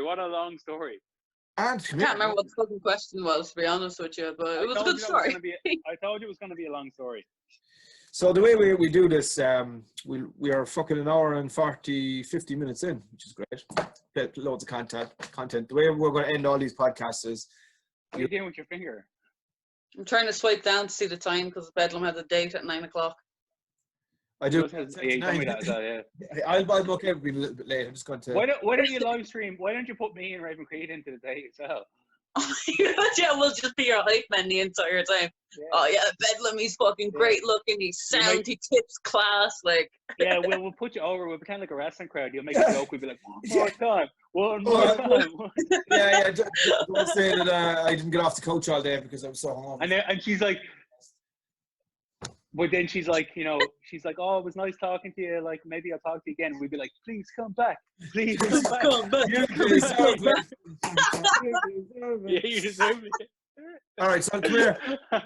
What we're asking every guest is to book their Irish Brawl for All. Okay, so we had last week. Oh wow! Okay. Raven booked herself to win last week, so Brawl for All. Week before last, Debbie Keitella's last week technically. Oh yeah, I forgot. Well, yeah. So Debbie booked Justy to win, which last week that was yesterday. By the way, before you go on, have you noticed the name changes here? I'm very appreciative of this. Yeah, I did that. Bedsy yeah, Boom Raven. Boom. Bedsy Boom Boom. DM Raven, please, and Own Your Destiny is it? Because That's funny. I always text myself and Owen to talk quite a bit. I always text them, Own Your Destiny, is it? Yeah. It's just a bit of an in-joke, really. He'll text you randomly saying, Own Your Destiny is a question mark. Yeah. And no context, no nothing. Yeah, but phone call coming after that because I don't do a lot of texting and I normally like to talk, especially if it's at work or whatever. I just fucking break up today, talk about some bookings and shit, man. Anyway, book. Here we go. You're going to book the Brawl for All. 8 wrestlers. Here you go. Who's in number 1? Okay, do I need to book the 8 and then book who wins, or am I doing the whole tournament? We're going first round, then semi-final. So give me your first matchup. Whoever you say 1 is fighting 2. Well, can I pick 8 people? Because I haven't really thought about this, so I'm going to say... Just fucking pick one first, and then we can go on to the second one. Okay. Well, I want to pick 8, and then we can make matches. Isn't that how we work? No, it's not. This is our video cast. You give me an. I already know who's going to win in my head. Just say who you want. It's not that big. Number one. Okay, Bruiser. All right, good call. Very good. Who's Bruiser fighting in the first round? Bruiser going to fight Gavin Fitz because he's got like the boxing gimmick, so obviously he must be like a legitimate fighter. Because he has a knockout punch as his finisher. From the north, that guy. Yeah. He does the knockouts, doesn't he? Is he? I don't know. I've never met the guy. Why does Raven Creed look so confused? Bruiser kill him. My face. Well, Yeah, if his gimmick is that he's like No, but this is legit. We're not doing a gimmick one. We're doing a who would you think in a Brawl for All. So like. Real fight, like yeah. Bruiser would. Who's gonna win from Bruiser and Gavin? I know it work. So I pick Bruiser and I pick someone else, and we all decide who wins that round. No, it's your. No, you decide it. It's up to you. My opinion is that Bruiser would knock him out in one punch. Are you sick or what? How much? Sorry, I'm joking. How much money do you have? Wow. I feel like I'm back in Irish Whip or something. Oh, shit, So Bruiser's fighting Gavin Fitz. And Bruiser's going to win, is he? That's my up to you. opinion. So you're booking it. I think Bruiser just about wins. Just right, about. This isn't. He's got about 400 pounds on him, this but is he's a just shoot about. fight, right? A shoot fight. Okay. We're getting the concept. The Brawl for All is not wrestling. It's a shoot fight, like. Yes. Okay, so I'll tell Bruiser that you think Gavin Fitz will give him a run for his money. Okay. Cool. All right, next one. The next one will be Scotty Davis. You got to go with Scotty Davis. Scotty Davis he's got the wrestling background. He could probably fucking legitimately fuck up someone. Are we sticking with Irish wrestling? Just Irish wrestling? Oh, it's Irish. I say Scotty Davis and Alexander Dean because I think both of them they're good shoot fighters, they're good wrestling, but I think that would be a good contest. Yeah. Whatever. I think Scotty would probably win. Okay, Scotty and Bruiser in the semi-final. Wow. Okay. I think my headphones are gone. Hold on one sec. Just keep talking. Yeah, fine. Why are you making a weird face? Cool. It's just my face. You made a weird face. So next one. Yeah, Scotty over Dino. So I have 2 more matches. Yeah. Yeah. Yeah. Okay, so I haven't really put much thought into this. I know. We're not prepared. We're not prepared for it, so it should be honest. So let's go. Justy. I think Justy. Have you ever seen Justy do a shoot fight? Yeah, I think so.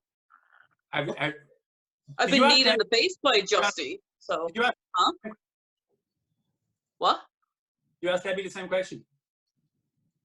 Yeah, Did I ask Debbie the same question? No. Debbie said that Justy would win hers. Yeah. So I think Justy legitimately is like, he's so, when you put him in a shoot fight, he's such a knacker.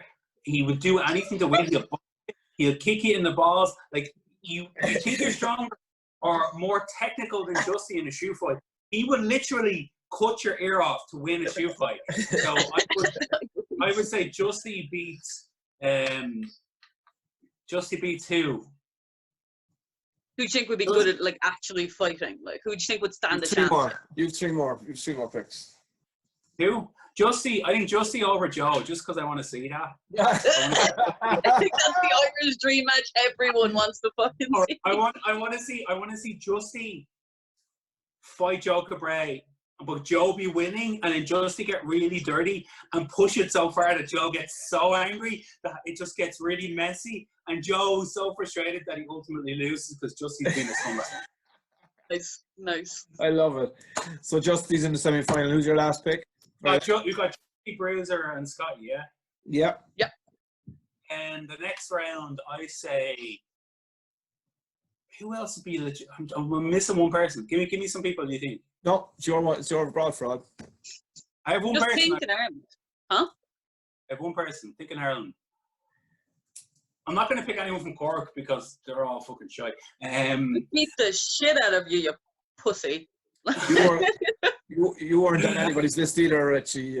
So, you know. I legitimately could not beat anyone in a shoe fight. Like, I could maybe a shoe promo, but I couldn't. Honestly, I think Raven Creed probably beat me up. I say Phil Boyd. Yes. Against someone else in Irish wrestling. I don't know. Can I just give Phil a boy to the semi-finals? No. Nah, don't be a bitch.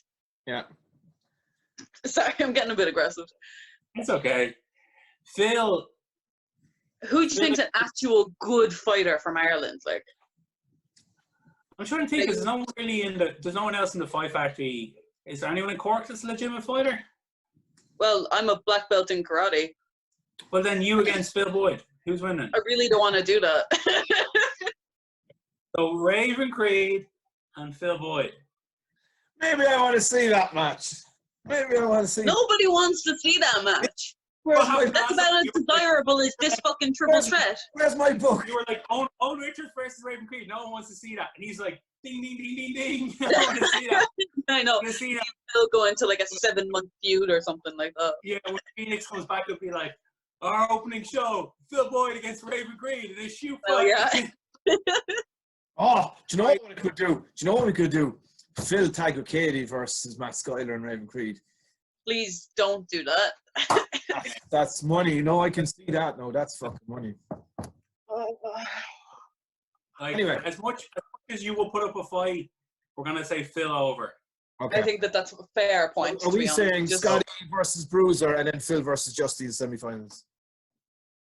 Yes. Ooh, No. Justy against the Bookers all the way fucking true. Like, this is I think I'd like to change that. Can I change the semi-finals?